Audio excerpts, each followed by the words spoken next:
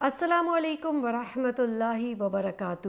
Welcome back ناظرین break پر جانے سے پہلے ہم عبداللہ بن مسعود رضی اللہ عنہ کی تلاوت کی بات کر رہے تھے کہ وہ اتنی خوبصورت تلاوت کرتے تھے کہ جو سنتا تھا وہ جھوم اٹھتا تھا۔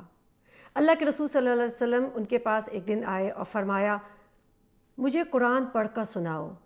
وہ کہتے ہیں میں نے عرض کیا یا رسول اللہ میں آپ کو قرآن پڑھ کر سناؤں؟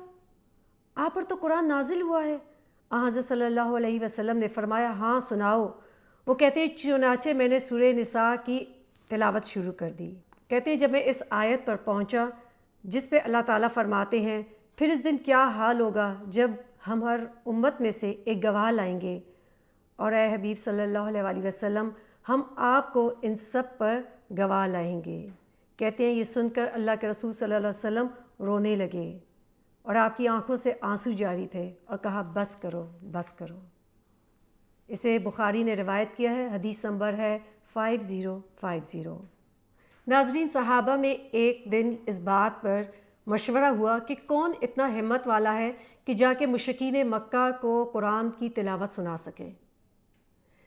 کہتے ہیں کہ بیت اللہ میں مشرکین مکہ کا یہ ایک رواج تھا کہ وہ بیٹھے رہتے تھے اور بیٹھ کے مسلمانوں کے خلاف پلاننگز کرتے رہتے تھے، ان پہ ظلم کیا جاتا تھا اور طریقے سوچے جاتے تھے، منصوبہ بندی کی جاتی تھی کہ کس کس طریقے سے ان کو اپنے پرانے دین پر لے آئیں۔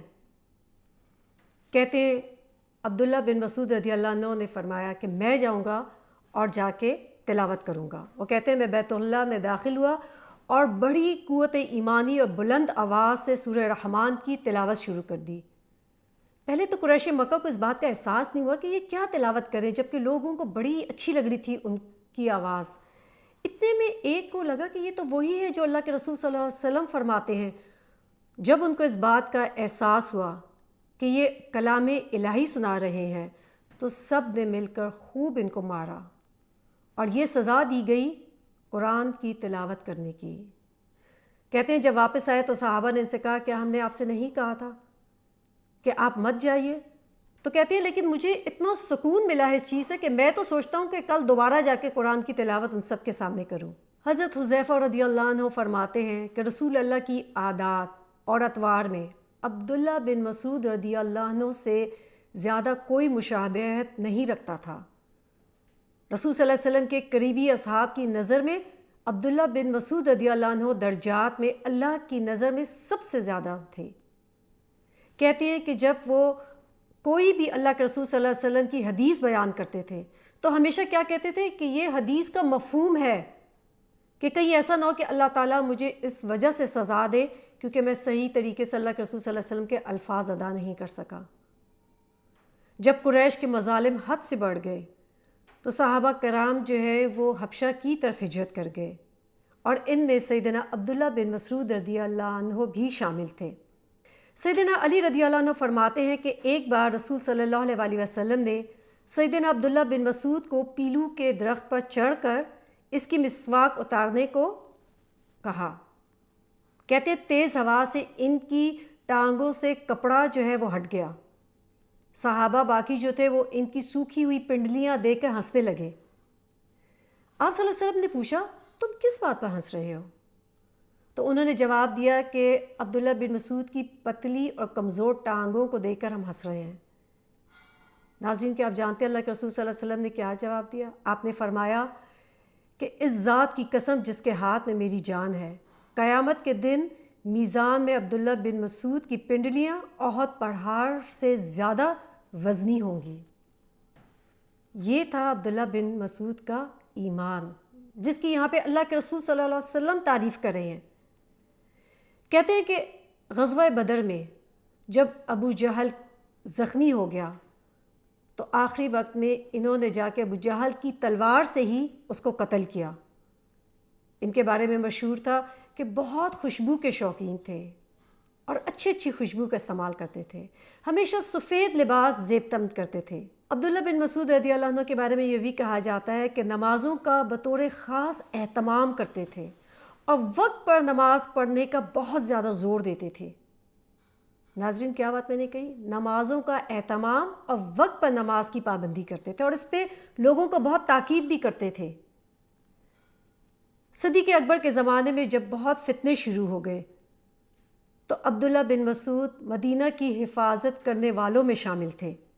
حضرت عمر رضی اللہ عنہ نے اپنے دور خلافت میں بیت المال کی حفاظت کے لیے ان کو کوفہ بھیج دیا تھا۔ کہتے ہیں کہ یہ اپنی سخاوت اور اپنی صداقت اور خیرات کی وجہ سے لوگوں کے اندر بہت مشہور تھے۔ عبداللہ بن مسعود رضی اللہ عنہ اپنے ساتھیوں سے مخاطب ہو کر فرماتے ہیں، اللہ کی قسم جس کے سوا کوئی معبود برحق نہیں ہے، یہ اللہ کی کتاب کی کوئی ایسی آیت نہیں ہے جس کے متعلق میں نہ جانتا ہوں کہ وہ کہاں نازل ہوئی، اور کوئی ایسی آیت نہیں جس کے متعلق میں یہ نہ جانتا ہوں کہ وہ کس کے بارے میں نازل ہوئی۔ اور اگر مجھے کسی ایسے شخص کا پتہ ہوتا جو اللہ کی کتاب کا مجھ سے زیادہ علم رکھتا ہے تو میں اس تک ضرور پہنچتا، بشرطے کہ اونٹ وہاں تک جا سکے۔ آپ دیکھیں کہ آج کے دور میں ناظرین کون اتنے وثوق کے ساتھ اس بات کا دعویٰ کر سکتا ہے کہ میں اللہ کی کتاب کے بارے میں ہر چیز جانتا ہوں، اس کے تمام احکامات پر مجھے عبور حاصل ہے۔ ہم میں سے کوئی بھی شاید یہ دعویٰ نہیں کر سکتا۔ اس کے باوجود کہ وہ اتنے بڑے عالم ہیں، اللہ کے رسول صلی اللہ علیہ وسلم یہ فرما رہے ہیں کہ ان سے قرآن کا علم حاصل کیا جائے، اور کتنی عاجزی، صدقہ خیرات، کبھی کسی بات پہ تکبر نہیں ہے۔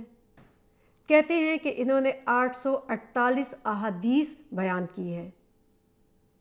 قرآن کی تلاوت، قرآن فہمی اور شریعت الہی کے علم میں صحابہ کرام کے درمیان ان کا ایک خاص مقام تھا۔